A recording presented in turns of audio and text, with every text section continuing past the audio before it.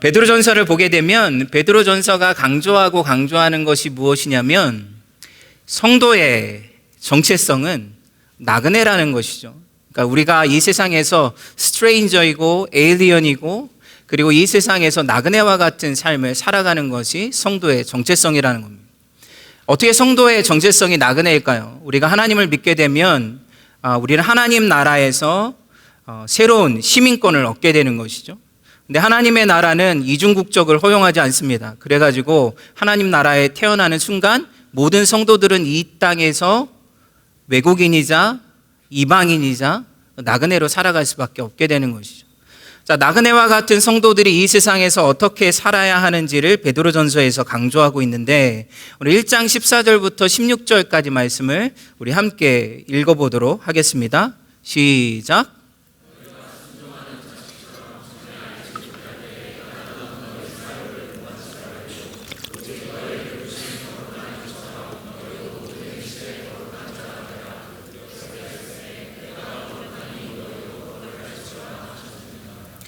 자, 하늘의 시민권자가 되었으면 그 하나님의 나라에 합당한 삶의 모습을 가져야 하는데 그것이 무엇입니까? 하나님 나라의 거룩한 삶을 배워야 한다는 것이죠. 자, 오늘 말씀을 통해서 베드로전서가 말하는 그 거룩함은 무엇이고 우리가 어떻게 거룩한 삶을 살아가야 하고 또 하나님께서 우리에게 거룩함을 요구하시는 이유가 무엇인지를 오늘 함께 생각해 보기를 원합니다. 첫 번째로 거룩이란 우리의 마음의 욕망, 마음의 디자이어를 바꾸는 것입니다. 여러분, 거룩이라는 단어를 들으면 여러분 머릿속에 딱 떠오르는 이미지가 무엇입니까?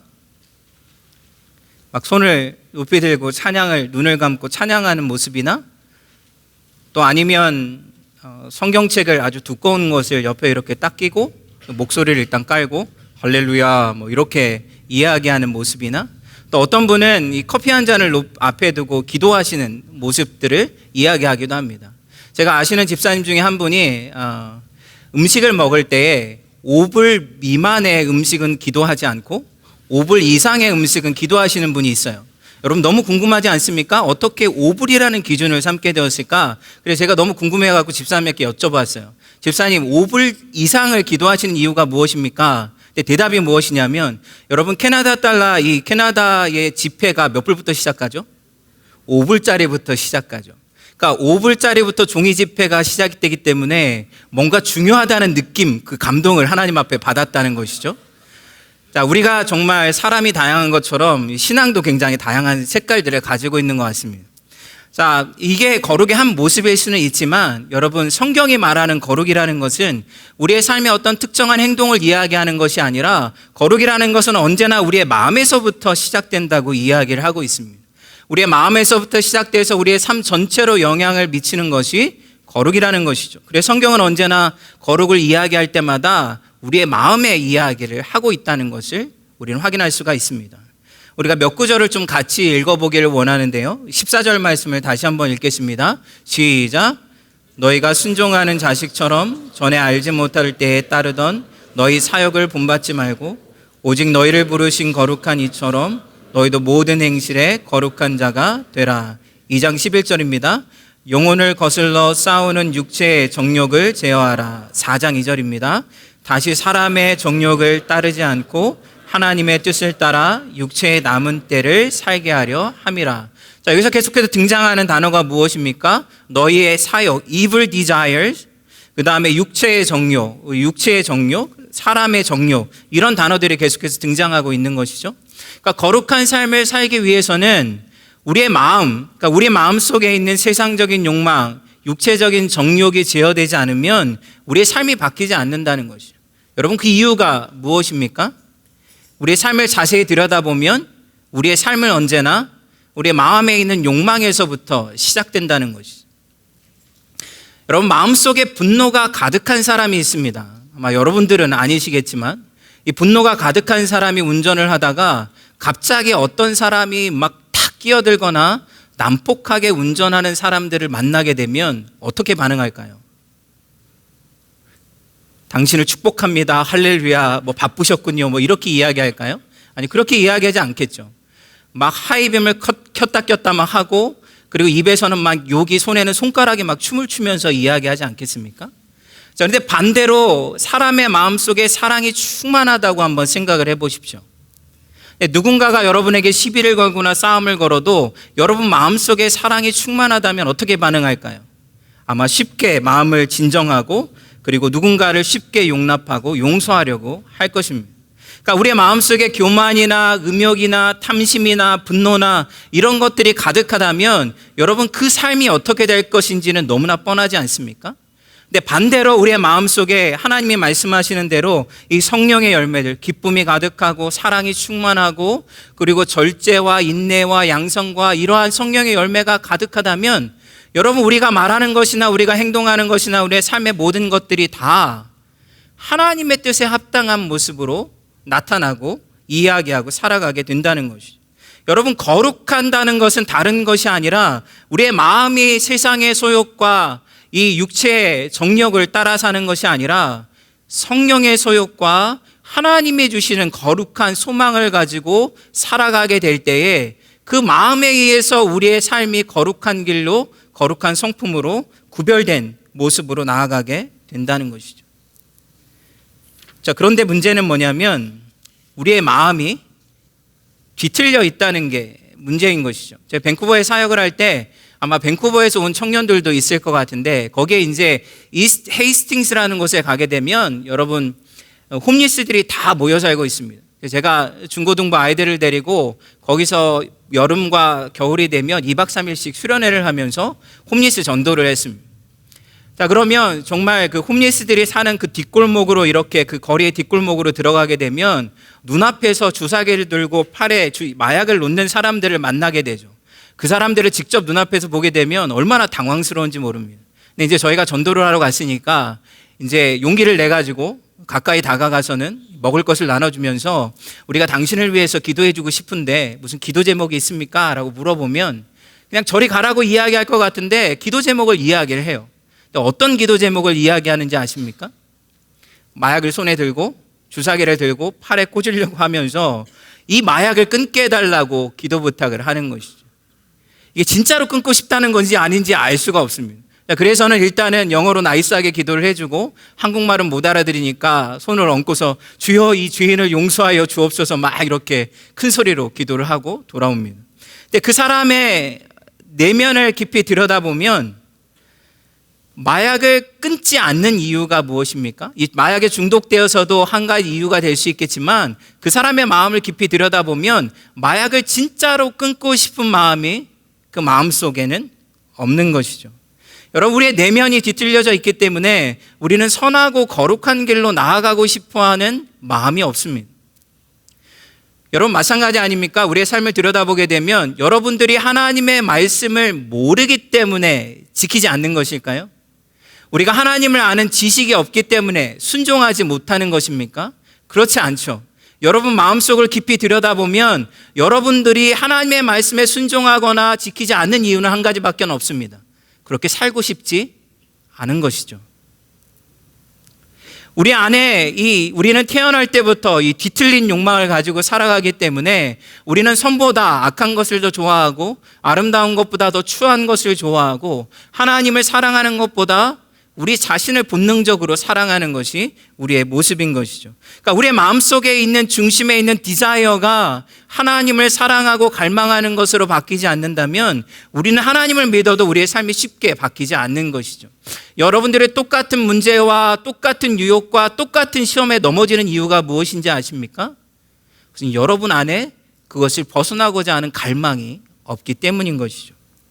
베드로는 그 당시에 소아시아에 사는 그런 흩어진 지역에 고난받는 성도들을 칭찬하고 있습니다. 1장 7절에 있는 말씀을 우리 같이 한번 읽어보겠습니다. 시작.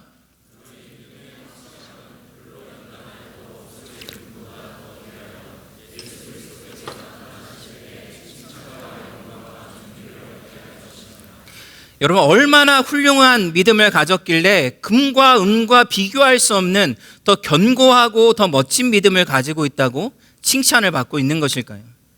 여러분, 그 당시에 그리스도인들은 나그네와 이방인과 같은 삶을 살았습니다. 왜냐하면 당시에 지역이나 공동체나 심지어 비즈니스를 하려고 해도 이 길드라는 조직에 소속이 되어 있어야만 비즈니스를 할 수 있었습니다. 그런데 모든 지역에서 우상 숭배가 일어나고 있었습니다. 마을에서도 가정에서도 공동체가 잘 되기 위해서 제사를 지내야 했고, 그리고 마을이 잘 되기 위해서 비즈니스가 잘 되기 위해서 신들에게 예배를 하고, 그리고 경배를 하는 일들이 있었던 것이죠. 자, 그런데 모든 곳에서 그리스도인들은 우상을 숭배하지 않았습니다. 자, 그럼 어떤 일들이 벌어지게 될까요? 자, 사람들의 차별을 받기 시작하게 되는 것이죠. 예를 들어 문제가 생기면, 예를 들어 비즈니스를 하는 그룹에서 예를 들어서 어려움이 생기게 되면 그 이유를 다 그리스도인들에게 맞추게 되는 것이죠. 너희가 신들을 예배하지 않아서 우리에게 화가 닥쳤다는 것이죠. 너희가 공동체 안에 섬기는 신들을 예배하지 않아서 우리 공동체에 문제가 생기게 되었다는 것입니다. 그러면서 이 그리스도인들을 박해하고 비난하고 쫓겨 내보내는 일들이 벌어지고 있었던 것이죠. 심지어 황제 네로라는 사람은 로마에 불을 지릅니다. 근데 불을 질렀다는 그 책임을 면하기 위해서 당시에 그리스도인이 살던 지역에 그 지역에만 불이 가장 적게 났기 때문에 모든 책임을 그리스도인들에게 뒤집어 씌우죠. 그리고 나서는 닥치는 대로 그리스도인들을 붙잡아서는 짐승의 밥으로 던지거나 아니면 화형을 시켜서 길거리에 횃불로 만들어버리는 경우들이 너무나 많이 있었습니다. 근데 그런 상황에서도 어떻게 금보다 더 귀한 믿음을 가질 수 있었을까요? 자, 그 이유를 베드로는 1장 8절에 설명하고 있습니다. 예수를 너희가 보지 못하였으나 사랑하는도다. 그러니까 그들 마음 가운데 그리스도가 계셨고 그 중심에 계신 그리스도를 너무나 사랑했기 때문에 그 가득한 사랑 때문에 세상의 정욕을 따라 살지 않고 세상의 유익을 쫓지 않고 예수님을 따라서 살아가는 삶을 살아갔다는 것입니다. 그 예수님을 향한 사랑이 이들을 믿음의 길로, 거룩의 길로 인도했다는 것이죠. 여러분, 우리의 싸움은 바깥에 있는 것이 아닙니다. 우리의 싸움은 우리 안에 있는 것이죠. 그러니까 우리 안에 있는 이 뒤틀려져 있는 욕망을 바꾸지 않으면 우리는 하나님을 믿지만 하나님을 섬기고 하나님을 따라가지만 거룩한 삶의 모습을 이루어갈 수가 없게 되는 것입니다. 하나님께서 이스라엘 백성을 출애굽시키고 난 다음에 십계명을 주셨습니다. 십계명을 주신 이유는 이스라엘 백성의 삶을 하나님의 말씀 안에서 형성하도록 주신 것이죠. 여러분, 제 첫 번째 계명이 무엇입니까?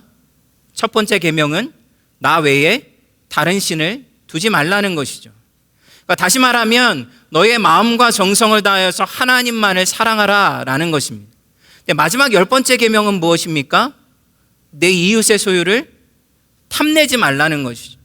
여러분, 여기서 탐내지 말라라는 단어는 창세기 3장에 보게 되면 하와가 선악과를 따먹기 직전에 선악과를 바라보면서 탐스러웠다라고 이야기할 때 사용했던 똑같은 단어를 사용하고 있습니다. 여러분, 뭘 이야기하는 겁니까? 10계명의 1계명과 마지막 10번째 계명은 정확하게 대칭을 이루고 있는 것이죠. 그러니까 이 세상에 있는 세상을 사랑하거나 이 세상에 있는 내 이웃들의 물건들을 탐하게 되면 하나님을 사랑할 수 없다는 것입니다. 근데 하나님만을 사랑하게 되면 이 세상을 탐하거나 내 이웃들을 탐하지 않게 된다는 것이죠.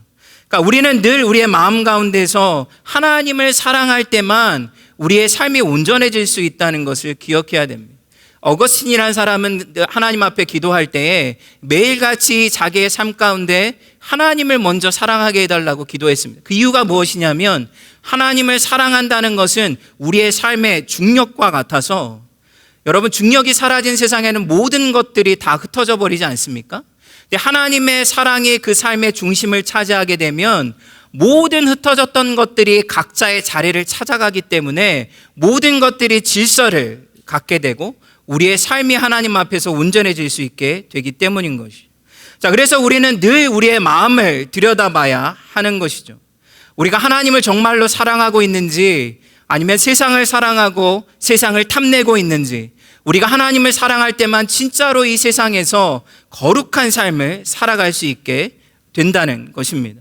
우리가 기도의 자리로 나아가게 되면, 여러분, 기도할 때 우리는 우리의 문제를 가지고 나아가지 않습니까? 근데 기도할 때 하나님이 우리 가운데 하시는 대부분의 일은 우리의 기도의 문제들을 해결하시는 일보다 우리의 마음을 다스리시고 우리의 마음을 고치실 때가 훨씬 더 많습니다. 우리의 문제를 가지고 나아가지만 하나님은 우리의 죄들을 들춰내시고 그것을 고치기를 원하시고 우리의 마음 가운데 사랑하지 못하고 용납하지 못하는 사람들을 기억나게 하시고 그래서 우리 안에 그리스도의 자비와 긍휼을 부어주실 뿐만 아니라 예수 그리스도를 통해서 나타난 하나님의 놀라운 그 사랑의 깊이와 너비와 높이를 우리에게 알게 하셔서 하나님을 사랑하게 만든다는 것이죠. 근데 우리의 마음 가운데서 하나님을 사랑하게 되면 우리는 하나님의 거룩한 삶을 갈망하게 된다는 것이죠. 우리가 하나님의 거룩한 삶을 갈망하게 될 때에 우리의 삶 전체가 하나님이 기뻐하시는 삶으로 나아갈 수 있게 된다는 것입니다. 여러분, 이것이 성경이 말하는 거룩한 삶이고 성화의 삶입니다. 자, 두 번째로 거룩함이란 우리를 향하신 선교적인 부르심이라는 사실을 우리는 기억할 필요가 있습니다. 자, 1장 1절에 있는 말씀을 보게 되면 베드로는 그 당시의 성도들을 향해서 흩어진 나그네다라고 부르고 있습니다. 근데 흩어진 나그네라는 것은 그 당시에 이 바벨론의 포로로 끌려갔던 이스라엘 백성을 지칭하는 표현들이었습니다.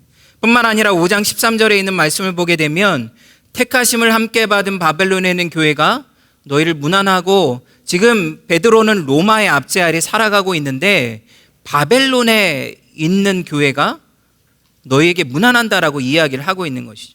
그러니까 지금 베드로는 바벨론의 유배를 당했던 그 당시의 상황과 언어들을 가지고 와서 이야기를 하고 있는 것입니다.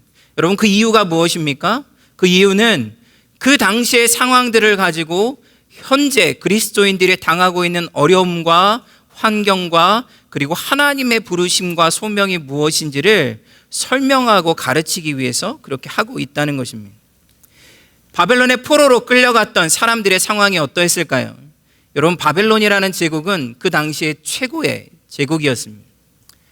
엄청난 전쟁을 통해서 대륙을 점령을 했고 그리고 그 엄청난 제국이 힘과 폭력에 의해서 세워졌습니다. 나라의 모든 곳에서 우상숭배가 이루어졌고 우상숭배를 중심으로 제사와 그리고 예배와 축제가 일어났습니다. 하나님을 전혀 인정하지 않는 언어와 문화를 사용했고 그리고 온갖 더럽고 음란한 엔터테인먼트가 이 제국 전역을 뒤덮고 있었습니다. 여러분, 그러한 땅에서 하나님을 믿는 사람들이 어떻게 살아가야 할까요? 예레미야서 29장 7절에 있는 말씀을 보게 되면 예레미야는 바벨론의 포로로 끌려간 백성들을 향해서 하나님의 뜻이 무엇인지를 설명하고 있습니다. 예레미야 29장 7절 말씀을 우리 같이 한번 읽어보도록 하겠습니다. 시작.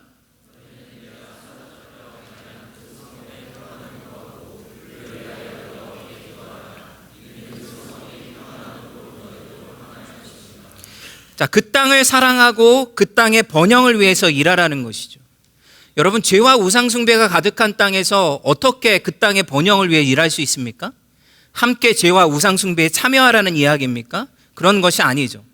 그 땅의 번영을 위해서 일하라는 것은 그 땅에서 선한 삶을 살라는 이야기입니다.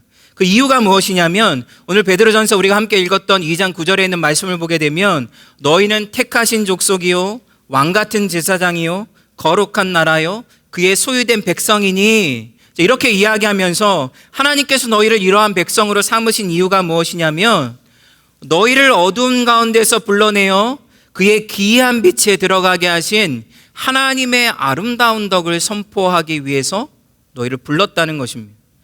그러니까 쉽게 말하면 하나님의 백성은 로마에 있든지 바벨론에 있든지 한국에 있든지 캐나다에 있든지 하나님의 아름다운 덕을 선포하며 살아가는 것이 그들의 소명이자 부르심이라는 사실입니다. 그래야지만 열방이 하나님을 보고 하나님에게로 돌아올 수 있게 되기 때문인 것이죠. 그러니까 지금 그렇다면 여러분, 지금 바벨론이라는 하나님을 전혀 알지 못하는 나라 한가운데 하나님의 백성들이 살고 있습니다. 어떻게 하나님을 전할 수 있을까요? 어떻게 하나님의 선하시고 아름다운 덕을 선포할 수 있을까요? 어떻게 하나님을 모르는 사람들에게 하나님의 살아계심을 드러낼 수 있을까요? 여러분, 그 길은 무엇입니까? 성도의 거룩한 삶, 신실하고 그리고 온전한 사랑의 삶을 통해서 이 세상 가운데 하나님을 드러낼 수 있다는 것입니다. 오늘 본문 베드로전서 2장 12절 말씀을 다시 한번 보게 되면 너희가 이방인 중에서 행실을 선하게 가져 너희를 악행한다고 비방하는 자들, 그 당시에 이 그리스도인들이 우상숭배를 하지 않았는데 우상숭배를 하지 않는 것을 악행을 한다고 보았습니다. 그런 사람들을 향해서 너희의 선한 일을 보고 하나님께서 오시는 날에 하나님께 영광을 돌리게 하라는 것이죠.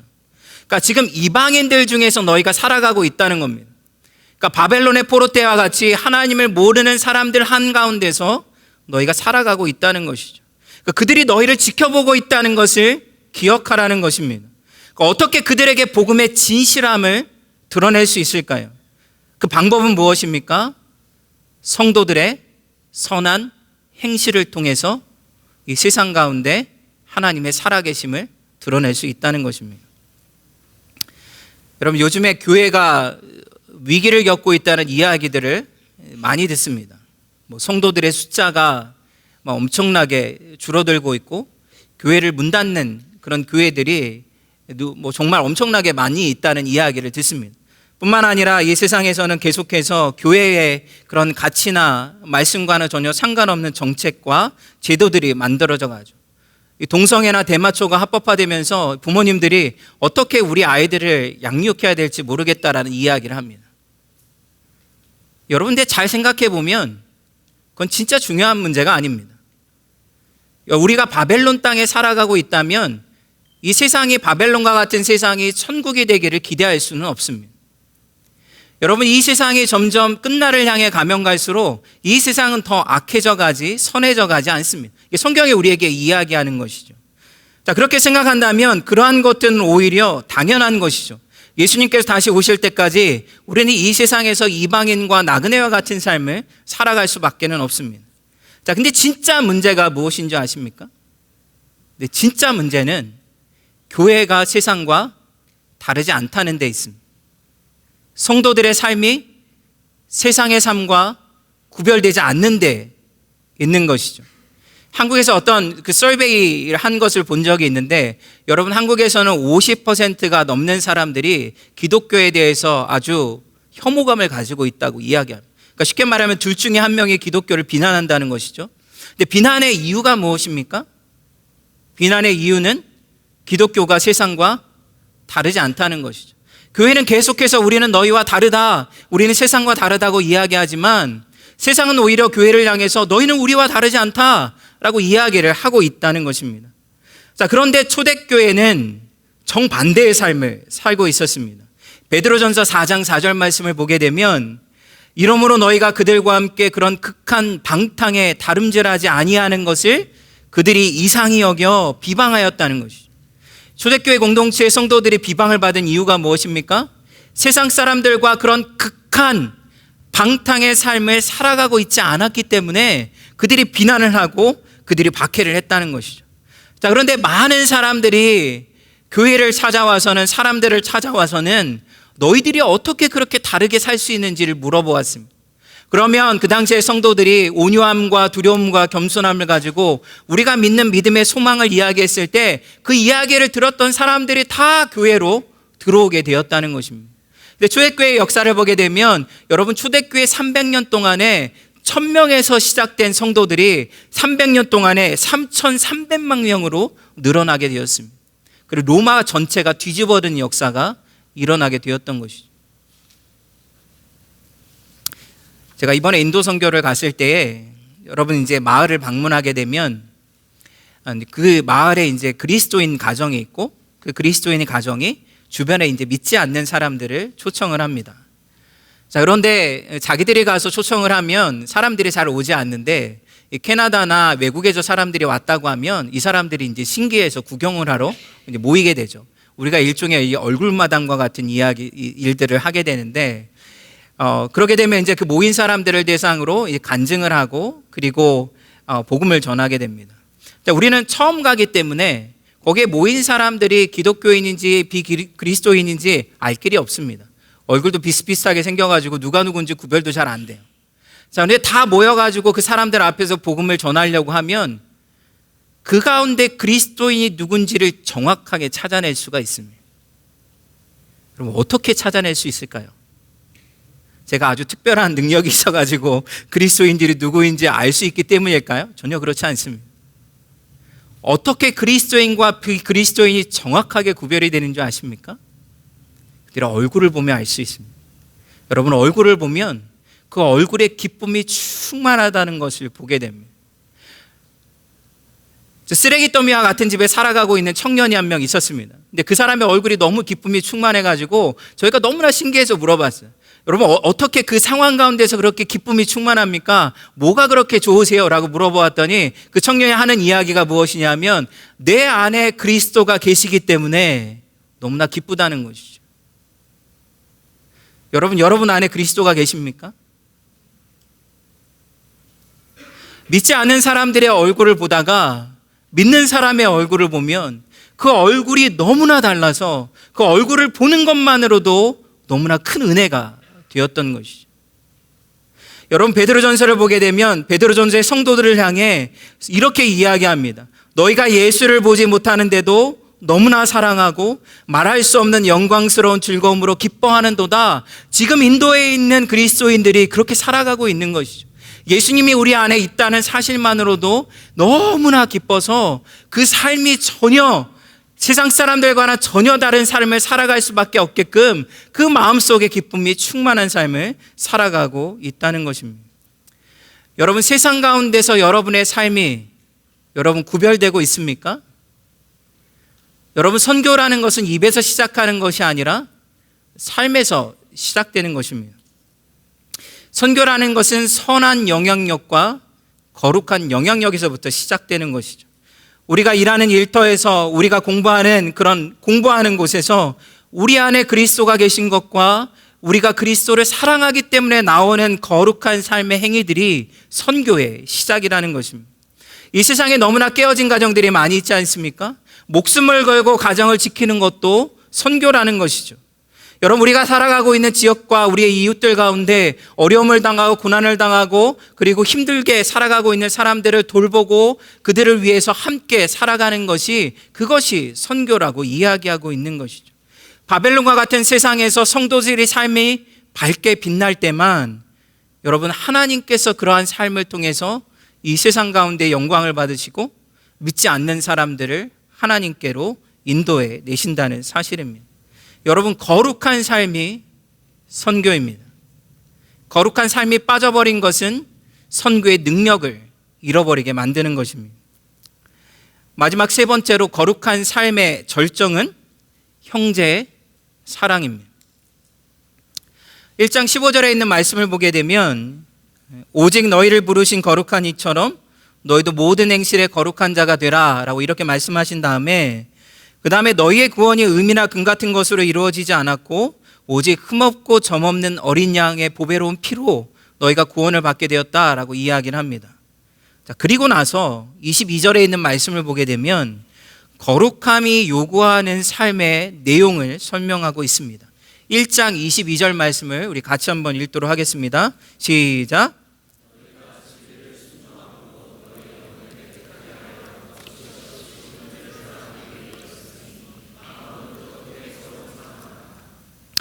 자, 이것을 조금 더 정확하게 번역하게 되면 너희가 진리에 순종함으로 너희 영혼을 깨끗하게 한 것은, 그러니까 너희가 구원을 받아서 너희 영혼이 깨끗하게 된 이유는 너희가 거짓 없이 형제를 사랑하기 위한 것이니 마음으로 끝까지 사랑하라 라고 번역할 수가 있습니다. 그러니까 형제를 사랑하기 위해서 너희가 깨끗함을 받았다는 것이죠. 그러니까 여러분들이 형제를 사랑해야 구원을 받는 것이 아니고 여러분이 구원을 받은 이유는 형제를 사랑하기 위함이라는 것입니다. 여러분, 형제 사랑이 중요한 이유가 무엇이냐면 형제 사랑을 통해서 교회 공동체가 거룩한 하나님의 집으로 세워질 수 있고 형제 사랑을 통해서만 이 세상 가운데서 교회 공동체가 구별된 공동체로 세상 가운데 드러날 수 있기 때문인 것입니다. 이 초대교회의 이야기들을 읽어보게 되면 정말 가슴이 뭉클한 이야기들이 정말 많이 있습니다. 당시의 초대교회들은 대부분 다 도시를 중심으로 이루어져 있었습니다. 이 도시 안에 부유한 사람들은 이 도무스라는 이 단독주택에 살았습니다. 그런데 중하위층 사람들은 인설라라는 아파트에 이 다닥다닥 붙어 있는 아파트인데 그 아파트에 5층짜리의 아파트인데 그 안에 모여서 살았습니다. 근데 이제 벽돌로 지어진 건물이긴 한데 그 안에 상하수도 시설이 제대로 되어 있지 않았습니다. 그러니까 물이 필요하면 어떻게 해야 됩니까? 이제 물을 밖에서 길러가지고 집으로 갖고 올라가서 물을 사용해야 되는 것이죠. 자, 그러면 여러분 그 안에서 화장실을 가거나 부엌에서 물을 쓰거나 이렇게 생겨난 오물들은 어떻게 처리해야 될까요? 어떻게 해야 됩니까? 창문을 활짝 열고 길거리에다 뿌리는 것이죠. 자, 그러면 길거리에 지나가던 사람들이 하늘에서 떨어지는 선물들을 받습니다. 어떤 선물들이 있을까요? 그 안에는 똥도 있고 오줌도 있고 온갖 종류의 오물들이 쏟아지게 되는 거죠. 그 당시에 기록을 보게 되면 재밌는 것이 여러분 누군가 오물을 던져서 밑에 지나가는 사람이 맞았습니다. 그럼 누구 잘못일까요? 지나가는 사람 잘못일까요? 던진 사람 잘못일까요? 지나가는 사람 잘못입니다. 그래서 그 당시에 있는 사람들은 이 지나갈 때 하늘에서 세례를 받지 않도록 조심하며 걸어가야 됐던 것이죠. 자, 이렇게 하늘에서 오물이 떨어지고 길거리가 얼마나 더러워졌을까요? 뿐만 아니라 그 당시에 아이들이 낳게 되면 아이들이 낳자마자 죽는 경우들이 굉장히 많았습니다. 그러면 길거리에 그냥 버렸던 것이죠. 자, 그러다 보니까 이 얼마나 더럽던지 한번 역병이 이게 돌게 되면 자주 돌게 됐는데 한 도시의 3분의 1이 죽어나가게 되었습니다. 자, 그런데 그러한 역병들 가운데 가장 생존율이 높은 공동체가 있었습니다. 그 공동체가 어디일까요? 그리스도인 공동체였던 것이죠. 자, 그 이유가 무엇입니까? 자, 역병이 일어나게 되면 막 전염병이 돌게 되면 사람들이 다 죽어나갈 때 사람들은 전부 다 가족이건 형제건 다 버리고 도망을 가는데 그리스도인 공동체는 공동체와 가족들을 버리지 않고 끝까지 도시 안에 남아서 형제 사랑을 실천했던 것이죠. 여러분, 베드로가 여기서 끝까지 형제를 사랑하라고 이야기하는 것은 그냥 듣기 좋으라고 이야기하는 것이 아닙니다. 그 당시에 그런 사랑의 수고가 없이는 공동체가 살아갈 수 없었기 때문에 그들을 격려하고 칭찬하는 이야기였던 것이죠. 그래서 이 로드니 스타크라는 이 기독교 사회학자의 책을 보게 되면 이렇게 이야기를 합니다. 역병이 닥치면 기독교인들은 이를 잘 대처하였고 결과적으로 살아남은 사람이 월등히 많았다. 이러한 눈에 띄는 생존자들의 비율은 기독교인이나 이교도들 모두에게 기적으로 여겨졌고 이를 통해 더 많은 사람들이 개종하게 만들었다는 것이죠. 여러분, 그 당시에 기독교 공동체는 기독교인뿐만 아니라 믿지 않는 사람들도 같이 돌봤습니다. 여러분, 이들이 죽지 않아서 이들을 돌봤을까요? 그렇지 않죠. 이들도 돌보다가 많은 사람들이 죽었습니다. 그럼에도 불구하고 끝까지 이들을 돌볼 수 있는 이유가 무엇입니까? 부활에 대한 너무나 놀라운 소망과 확신이 있었기 때문에 이들은 끝까지 하나님 앞에서 거룩한 삶을, 거룩한 사랑을 실천할 수 있었던 것이죠. 자, 그렇게 죽음의 위기를 거쳐서 살아나게 된 사람들이 다 그리스도인이 되었습니다. 여러분, 죽음의 위기를 거쳐서 사랑의 수고 때문에 살아나게 되었다면 이들이 얼마나 뜨겁게 하나님을 예배했을까요? 얼마나 뜨겁게 공동체를 섬겼겠습니까? 그 당시에 초대교회는 이런 형제 사랑이 세상의 빛과 같이 빛나고 있었습니다. 그 당시에 초대교회 공동체 가운데 어떤 한 그리스도인이 남긴 글을 보게 되면 이렇게 이야기를 하고 있습니다. 아름다운 삶이 이방인들을 교회 공동체로 이끌었다는 것이죠. 우리는 위대한 것들을 말하는 것이 아니라 위대한 삶을 살았다고 이야기를 하고 있습니다. 심지어 그 당시의 적대자들이나 황제들까지도요, 그리스도의 공동체가 얼마나 매력적인 공동체였는지를 이야기하는 글들이 정말 많이 남아 있습니다. 이러한 사랑의 수고가 담긴 복음을 가지고 성도들은 가난한 자들과 고아와 과부와 병든 자와 죄수와 노예들과 나그네들을 찾아갔습니다. 뿐만 아니라 그 당시에 정말 엄청난 우상숭배나 그리고 잔인하고 태폐적인 오락이나 성적인 타락 가운데 그들을 보호했습니다. 공동체 안에 자기의 소유를 관대하게 나누어 주었습니다. 그리고 공동체 안에는 부자나 가난한 자나 종이나 자유자나 남자나 여자나 할 것 없이 모든 사람들이 그리스도 안에서 연합하는 놀라운 역사를 경험하게 된 것이죠. 사도행전을 보게 되면 하루에 3,000명이나 되는 사람들이 교회로 몰려올 수 있었던 것은 복음의 놀라운 능력뿐만 아니라 이러한 세상 가운데서 밝게 빛나는 교회 공동체가 있었기 때문입니다. 여러분, 오늘날 교회의 상황을 보게 되면 여러분, 우리는 바벨론의 포로로 살았던 유대인들이나 로마의 압제 아래 살았던 그리스도인들과 크게 다를 바가 없습니다. 우리는 이 압제나 박해가 없을 뿐이지 우리가 살아가는 세상은 하나님을 인정하지 않는 세상을 살아가고 있습니다. 어디에도 하나님의 이름으로 어떤 정책이나 어떤 공공의 장소에서 우리의 신앙을 제대로 선포할 수도 없습니다. 모든 곳에서 하나님이 없는 것을 자랑하고 그리고 하나님을 조롱하고 비난하는 세상 속에서 우리는 살아가고 있는 것이죠. 근데 세상이 진짜로 우리에게 요구하고 있는 것이 무엇인 줄 아십니까? 우리가 믿고 있는 것이 진짜로 사실인지를 보기 원한다는 것입니다. 우리가 믿고 있는 하나님의 거룩하신 사랑이 얼마나 놀라운 것인지를 경험하기 원한다는 것이죠. 이 세상의 유일한 사랑의 공동체가 그리스도 공동체밖에 없다는 것을 경험하기 원한다는 것이죠. 그들도 그것이 진실인 것을 알고 싶어서 우리에게 요구하고 있는 것입니다. 우리가 진짜로 그것을 믿고 있다면 그렇게 살아달라는 것이죠. 그 삶을 통하여서 열방이 하나님께로 돌아올 수 있게 되기 때문인 것입니다. 여러분, 큰빛교회는 목장에 헌신하고 있습니다. 모든 정책이 목장에 초점을 맞추고 있습니다. 그 이유가 무엇입니까? 이민자들의 어렵고 힘든 상황 가운데서 이민자들을 진정으로 사랑으로 돌보고 그들을 믿음 안에서 품어줄 수 있는 공동체는 교회 공동체밖에 없기 때문인 것이죠. 근데 우리 큰빛교회 공동체는 너무나 감사하게도 너무나 좋은 목장들이 참 많이 있습니다. 너무나 놀라운 이야기들이 많이 퍼져나가고 있습니다. 근데 교회 공동체가 이렇게 거룩한 공동체로 세워져 가고 그 안에서 아름답고 감사하고 기쁨의 소식들이 흘러넘칠 때 열방이 그것을 보고 교회로 돌아오게 된다는 것이죠. 여러분, 거룩한 삶이라는 것은 구원을 받기 위해서가 아니라 선교를 위해서 필요한 것입니다. 하나님의 나라가 이 열방 가운데 퍼져나가기 위해서는 거룩한 삶이 빠져버리면 하나님의 역사가 이루어지지 않는다는 것이죠. 우리가 구원을 받기 위해서 거룩한 삶을 살아가는 것이 아니라 구원받은 성도들이 거룩한 삶을 살아갈 때만 열방이 하나님을 보고 하나님에게로 돌아오는 역사가 일어나게 된다는 것입니다. 여러분, 말씀을 맺도록 하겠습니다. 작년에 노벨 평화상을 받은 사람이 두 사람이 있습니다. 그 중에 한 사람이 콩고의 산부인과 의사인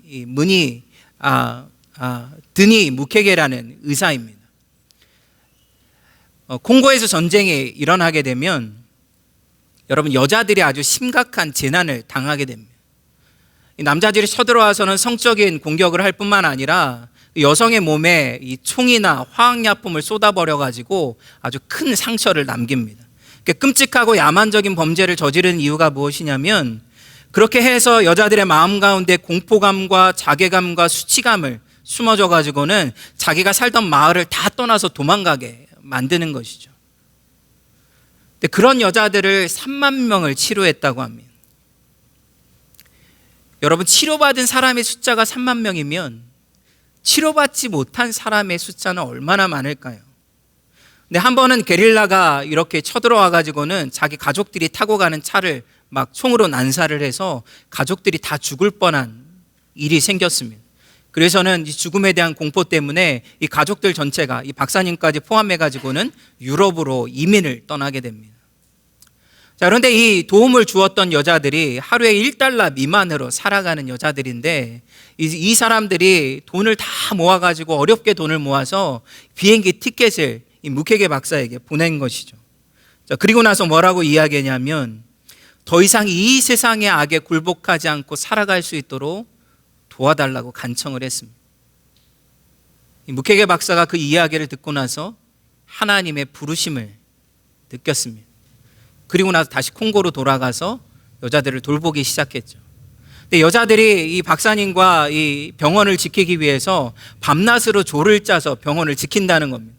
근데 총을 들고 쳐들어오는데 아무런 무기도 없이 여자들이 밤낮으로 지키면 그게 보호가 되겠습니까? 근데 그럼에도 불구하고 자기들에게 주어진 삶을 지키기 위해서 그렇게 살아가고 있는 것이죠.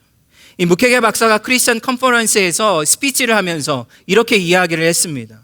우리의 신앙이 악으로 가득한 세상 가운데서 우리의 이웃과 공동체 안에서 우리의 신앙이 드러나지 않는다면 예수님께서 우리에게 맡겨주신 사명을 우리는 결코 완수할 수 없다는 것이죠. 여러분, 주변에 있는 사람들이 묵회계 박사를 향해서 당신은 그리스도인이라고 이야기를 합니다. 이 사람을 통해서 하나님의 거룩한 성품과 하나님의 거룩한 사랑이 흘러 넘치고 있기 때문인 것이죠. 여러분, 여러분들은 그리스도인이십니까? 여러분의 주위에 있는 사람들이 여러분을 보고 당신은 진짜 그리스도인입니다 라는 이야기를 듣습니까? 여러분, 하나님은 우리를 향해서 이 세상을 바꾸라고 요구하지 않습니다. 이 세상을 바꾸는 일은 하나님이 하실 일이죠. 하나님이 우리에게 요구하시는 것은 무엇입니까? 너희가 거룩한 삶을 살라는 것입니다. 이 어둠으로 가득한 세상 가운데서 성도들의 거룩한 삶이 빛과 같이 빛나지 않는다면 이 세상은 절대로 하나님의 빛 되심을, 하나님의 영광을 경험할 수 없게 되기 때문인 것이죠. 여러분, 우리가 진짜로 그리스도인으로 살아가고 싶다면 우리의 삶이 거룩해져야 합니다.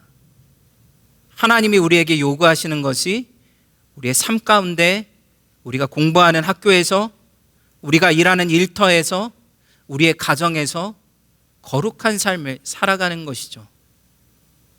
하나님은 그 거룩한 삶을 축복하시고 그 거룩한 삶을 높이 드셔서 열방 가운데 하나님의 영광을 드러내신다는 사실입니다. 여러분, 큰빛교회 우리 청년 여러분들이 정말 이런 거룩한 삶을 추구하기를 원합니다. 하나님이 여러분들을 새롭게 하시고 여러분들을 사용하시는 것은 여러분들이 특별한 능력이 있거나 여러분들에게 특별한 재능이 있기 때문이 아니라 하나님 앞에서 거룩하게 살기 위해서 몸부림치는 사람을 하나님은 높이 드신다는 것이죠. 왜냐하면 이 세상에 거룩이 빠져버리면 하나님의 영광을 드러낼 수 있는 길이 이 세상에는 없기 때문입니다. 하나님 앞에 여러분이 엎드릴 때마다 하나님은 똑같은 이야기를 하시죠. 여러분이 거룩한 삶을 살라고 요구하십니다. 그 거룩한 삶을 통해서만 여러분이 이 세상 가운데 그리스도인으로 살아갈 수 있기 때문입니다. 우리 모두가 하나님 앞에서 그런 거룩한 삶을 살아서 정말 하나님을 볼 수 없는 세상 가운데 하나님을 드러내고 하나님을 증거하고 그리고 열방이 여러분을 통해서 하나님 앞에 돌아오는 역사가 끊임없이 일어나기를 주님의 이름으로 축원합니다.